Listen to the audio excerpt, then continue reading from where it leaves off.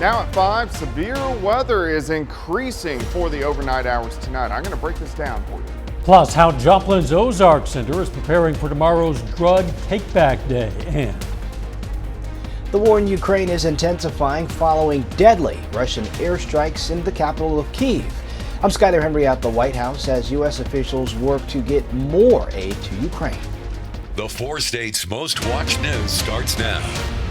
We're looking at the possibility of severe weather in the area tonight. This is KOAM News at 5. Let's go straight to Chief Meteorologist Doug Heddy. All right, Dow, we already have a tornado watch in effect, and this is on the Kansas side until 11 p.m. So this is just west of Pittsburgh, Fort Scott, and also Columbus. But this is for evening thunderstorms that could get going. But majority of us, we're not going to get thunderstorms until late tonight. You can see a band that rolled through earlier today. And then now we're already watching a few thunderstorms trying to get going. This is western parts of Montgomery County. So you can see the tornado watch in effect in southeastern parts of Kansas. So we could get a few isolated thunderstorms that try to pop up with that tornado threat as we go through the evening hours. And then way out here, see this little line west of Wichita? That's our dry line. That's where bigger storms are going to form and then plow off toward the south and to the east later on tonight. So a lot to talk about all coming up here in just a bit. We'll see you then. Kansas will phase out the state sales tax on food. The Kansas House has passed a bipartisan axing the food tax bill previously passed by the state Senate, and Governor Laura Kelly says she will sign it. The state's 6.5% sales tax on food will first drop to 4% in January. Then it will fall by 2% every year until it hits 0 in 2025. A divided Missouri Senate has narrowly voted to allow some food stamp recipients to use their benefits at restaurants. The Senate voted 18-15 for legislation extending the restaurant option to an estimated 182,000 households with elderly, disabled, and homeless residents enrolled in the Supplemental Nutrition Assistance Program. The legislation now advances to the House. Tomorrow is National Drug Take-Back Day, where agencies all across the country set up special bins for people to anonymously turn in prescription drugs. That day plays a big role in getting opioids off the street. The Ozark Center in Joplin says they've seen an increase in opioid overdoses in the area. Officials there say events like this are essential for not only getting the drugs off the streets, but also keeping them out of the hands of area youth. One of the biggest factors in determining if a person is going to develop an addiction later in life is early use. 70% of people who try substances at a young age go on to develop an addiction within 7 years. Tonight at 6, we're going to hear more on what challenges the Ozark Center is facing with drug addiction in our area. Pittsburgh's Art Walk is back, showcasing our local talent. KOIM's Bronte Sorotsky is live in downtown Pittsburgh as that event is underway and has more. Hey Dow, I'm here at Pittsburgh's Art Walk, where they're celebrating artists from all over the community who maybe don't always get the recognition. There will be over 50 artists in attendance tonight, all with varying art styles. And if you're coming out to this event, be sure to be prepared. Art Walk organizers recommend bringing cash if you're interested in making any purchases. I just want to remind people that to bring cash because the artists prefer cash transactions, and not everyone will have a Square or PayPal reader or an account like that. So bring cash and be ready to have fun. And if you are coming out tonight, be sure to keep in mind that Broadway will be closed to parking until 10 p.m. Reporting live in Pittsburgh, Bronte Sorotsky, KOAM News. Bronte with some musical accompaniment tonight. Bronte, thanks. Hey, gusty winds today fanned this house fire in Loma Linda, Missouri, just outside of Joplin. Firefighters from Joplin, Quapaw, Reddings Mill, and Galena all responded. Part of the roof collapsed, but no injuries were reported. A former U.S. Marine and young father could be the first American killed in action while fighting in Ukraine, according to his family. Though so far his death has not been confirmed by U.S. officials. Meanwhile, another journalist was killed after Russian rockets struck residential buildings overnight in Kyiv. Skylar Henry has more from the White House as the Biden administration pushes Congress to pass more legislation for Ukraine aid. The family of 22-year-old Marine veteran Willie Joseph Cancel says he was killed while fighting along with international forces in Ukraine. He's believed to have joined the conflict in March. Cancel leaves behind a wife and an infant son. Our hearts go out to his family and loved ones. We don't have official confirmation, even though we've seen the reports. This is the aftermath of Russian strikes on Ukraine's capital, Kyiv, which bombarded the city during the UN Secretary General's visit. The Kremlin says the target was a missile factory. But a journalist with the US-funded Radio Free Europe, seen here in a recent selfie video, was killed by airstrikes in her apartment across the street from where the UN Secretary General was staying. Meanwhile, Ukrainian officials say they're trying to rescue civilians holed up in a besieged steel plant in Mariupol. It's difficult to look at some of the images and imagine that any well-thinking, serious, mature leader would do that. Friday, Ukraine's president tweeted his thanks to the U.S. for its support of his country. One day after President Biden called on Congress to approve an additional $33 billion in Ukraine aid. We hope to, as soon as possible, pass that legislation. House Speaker Nancy Pelosi says she's all for linking Ukraine aid together with COVID funding in one bill, if necessary. Skylar Henry, CBS News, the White House. The president is expected to soon sign the Lend Lease Act after the House issued final passage yesterday. The bill will allow the U.S. to lend or lease military supplies and weapons to Ukraine. A little bit later, the mysterious minds of dogs. A dog's breed may determine its color or size, but when it comes to personality, all bets are off. I'm Astrid Martinez with some surprising new insights about our best friends. But first, a mental health crisis among kids. That's next in Healthwatch. In today's Healthwatch, a new study estimates more than 316,000 U.S. COVID-19 deaths could have been avoided during the pre-Omicron phase of the pandemic.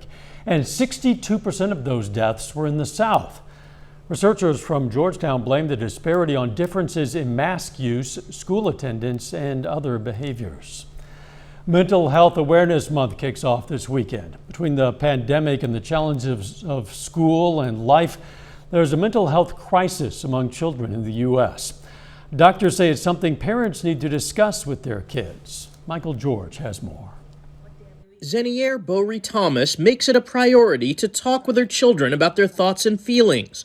She asked them to say a highlight and lowlight of their day. I started having those conversations at night with both my son and daughter. And I found that asking those specific questions got a little bit more out of him versus, yes, Mommy, it was a fine day. A survey from Nationwide Children's On Our Sleeves program shows most parents know it's important to talk to children about mental health, but more than half need help knowing how to start the conversation.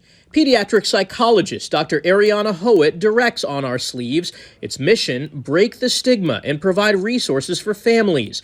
This month, they're launching Operation Conversation. It's all about teaching adults how to have conversations with children, conversations in general, building the habit, but also conversations that are difficult. So how to talk about their mental health if you're worried about them, how to talk about current events. On Our Sleeves has tips to start the conversation and keep it going, and for problem solving and giving advice to kids. Every day, a time when there's low distractions, maybe dinner time, in the car ride, at bedtime, asking open-ended questions about a child's day. What was the best part of your day? Is there something bothering you right now? Zeniere says her family has had to tackle difficult conversations, from the pandemic to racism. When you are trying to stay healthy, you have to take care of your heart, and you also have to take care of your brain and your mental health. She also models for her children it's okay to express emotions. Michael George, CBS News. For more information about Operation Conversation, go to onoursleeves.org. The CDC says hypertensive disorders in pregnancy are on the rise and now affect 1 in 7 hospital deliveries. Hypertensive disorders can cause heart attacks and strokes and are a leading cause of pregnancy-related deaths in the U.S. Health officials say home monitoring of blood pressure during and following pregnancy is one strategy that can help prevent the disorders. 7 hours, it seems, is the ideal amount of sleep for people middle-aged and older. That's according to researchers at the University of Cambridge, who found too little or too much sleep were both linked to poorer cognitive performance and mental health. And that is a look at today's health news. A little bit later, the Commerce Department's latest gauge of inflation. Plus, a severe threat sticks around through the evening and the overnight hours. I'm going to break this down. Well, it turned out to be a very warm and very windy day for us today. Of course, we had scattered showers and thunderstorms earlier this morning, but since then, it's been mostly cloudy, it's been warm, it's been windy, temperatures mainly into the middle 70s, and tornado watches popping up. One across southeastern Kansas until 11 p.m., one down through central Oklahoma until midnight. And these are for storms that kind of fire ahead of the main line, which is going to roll in mainly after midnight tonight. So a very late night, but a pretty good severe threat across the region. Let's go back through time. You can see our band of showers and thunderstorms lifting off toward the north and to the east. Couple little guys trying to pop up, but what this indicates is the cap, that lid that we always talk about that we don't want it to break, is breaking because we're seeing a few isolated little thunderstorms trying to pop up. Of course, this is not very strong or severe, but what we need to watch, you can see this line to the west of Wichita all the way down through central Oklahoma. That's our dry line. So storms are going to try to pop up in this purple region and move into the area. If they do, over the next few hours, we're going to have a pretty good tornado threat on the Kansas and the Oklahoma side. So something we want to watch. Thunderstorms already popping north central Kansas, and then just north of Wichita, there's a pretty good tornado threat up through northeastern parts of Kansas. So a lot to watch as we go through the next few hours, but you can see the watch boxes popping up through central Kansas down through Oklahoma. All right, so the highest severe weather threat, northeastern Kansas, but at least a good threat across southeastern Kansas, north central parts of Oklahoma. But once the bigger storms later tonight get into southwestern Missouri, they will start to weaken. So that's why there's a lower threat. Our severe threat mainly from 7 p.m. until 3 o'clock in the morning. So it's going to be a late night. We're going to have to elevate everything: tornado, hail, wind, and rain, because we do have a threat for all of those as we go through the overnight hours tonight. Let's go through time. Through the evening hours, here's 7:30.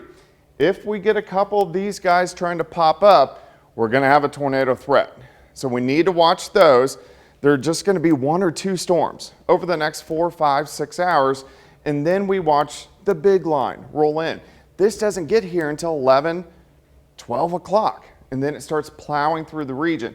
With this line, we're going to have a hail, we're going to have a very gusty wind threat, but we still are going to have a low tornado threat. These guys are going to continue to push east, so this is the line that's going to affect everybody. Showers, thunderstorms, heavy amounts of rain. Once it passes Joplin, it will start to weaken, and then things look a little bit better. Right now, a little ominous out there, but it's not too bad. Indigo Sky Casino and Resort. Of course, Indigo is just outside of Seneca, Missouri. So this is what we need to keep our eyes on as we go through the evening hours, that threat for severe thunderstorms prior to 10 p.m. Then after 10 p.m., tornado threat drops, and then we go to a hail and a wind threat. The weekend looks fantastic. 73 tomorrow, 75 on Sunday. But guess what, Dow? Severe threat returns on Monday. Would have been my guess. Yeah. I know you and Nick are going to be putting in a long night tonight, keeping an eye on everything for us. We will stay in touch. Absolutely. Thanks, Doug. Hey, don't forget, you can be the first to know about the day's weather with the KOAM Skywatch weather app. You can get severe weather updates sent straight to your phone, and the best part is it doesn't cost a thing. It's available in the Apple App Store and the Google Play Store. Might as well download it right now, the KOAM Skywatch weather app. Here's a look at our tower camera, sponsored by R.E. Smith Construction, as work continues on the KOAM More Power project. You can check it out anytime on our website. That's koamnewsnow.com/power. Coming up, what you might not know about your dog. First, though, we recognize a local Korean War veteran. Girard, Kansas native William James served in the U.S. Marine Corps from 1950 to 52. He received 3 Purple Hearts. And we're proud to salute Sergeant William James off 4 State. In today's Consumer Watch, the Commerce Department released another gauge of inflation today, showing that consumer prices climbed at the fastest pace in decades.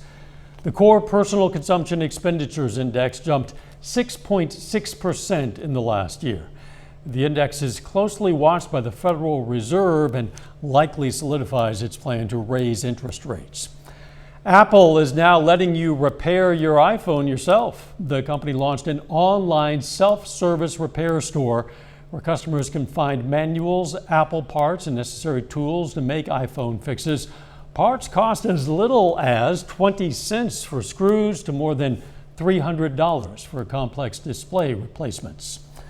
Selfie lovers now have a hands-free way of capturing their every move. Look at this. The company behind Snapchat has launched Pixie. It's a little flying camera that hovers for about a minute, taking photos and video. The camera downloads those shots to the user's Snapchat drive and then lands back in their palm. It costs about $230. We might think we know which dog breeds have the best and crankiest personalities, but it turns out those stereotypes are not supported by science. Astrid Martinez tells us every dog is unique. Larry Rosenberg says his Cavalier King Charles Spaniel is ideal for New York apartment living. He's only 5 months old and he's a puppy. He requires a tremendous amount of exercise. But they eventually really evolve into lap dogs, which they were sort of bred to be. And Roxana Enriquez says her Rat Terrier is the affectionate pup she was hoping for. He's very just chill and very loving. But a genetic study at the University of Massachusetts finds the breed explains only 9% of a dog's behavior. The rest might be shaped by environment and life experience, meaning not all retrievers retrieve and not all huskies howl. You know, sometimes I think we have a tendency to pay attention to the dogs, kind of remember the ones that fit into our stereotypes and forget about the ones that don't fit into our stereotypes. A dog's breed might not predict its behavior, but it might tell us something about how long your pup is likely to live. A study from the Royal Veterinary College found a broad range in life expectancies.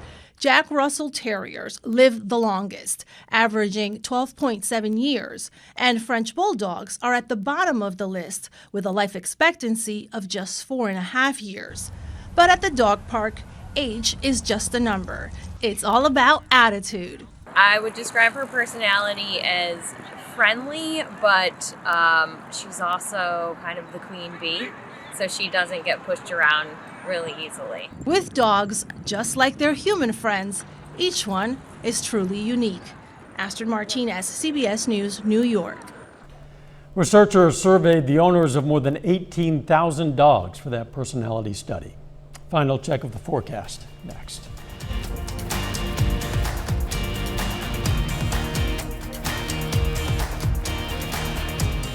Then listen to Win Cash with a phrase that pays. Your 10 in a row hit music channel. Kissin' 92.5. Up next on the CBS Evening News, going on the road with a very special snowman melting children's hearts.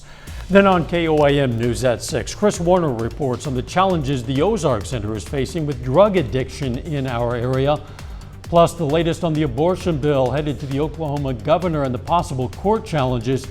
And we're going to check out the Special Olympics event in Carl Junction. Stay with us for the CBS Evening News and then KOAM News at 6. And for that matter, stay with us throughout the evening because Doug Hetty's going to be keeping us updated on the possibility of severe weather in the area. Yeah, we do have tornado watches in effect right now on the Kansas and the Oklahoma side. In Kansas until 11 p.m., in Oklahoma until midnight. And these are just for a few isolated, so random guys, but they do have a tornado threat. But everybody is going to get a big line of thunderstorms, especially after midnight tonight. Those also will have a low tornado threat, but a higher hail and wind threat. So everybody across the region will get thunderstorms tonight that do have a severe threat. We do clear out in time for the weekend. 73 tomorrow, 75 on Sunday. Unfortunately, a severe threat returns, and a pretty good one by Monday afternoon. Good meaning high. Likely, yeah. Right? There's nothing good about it.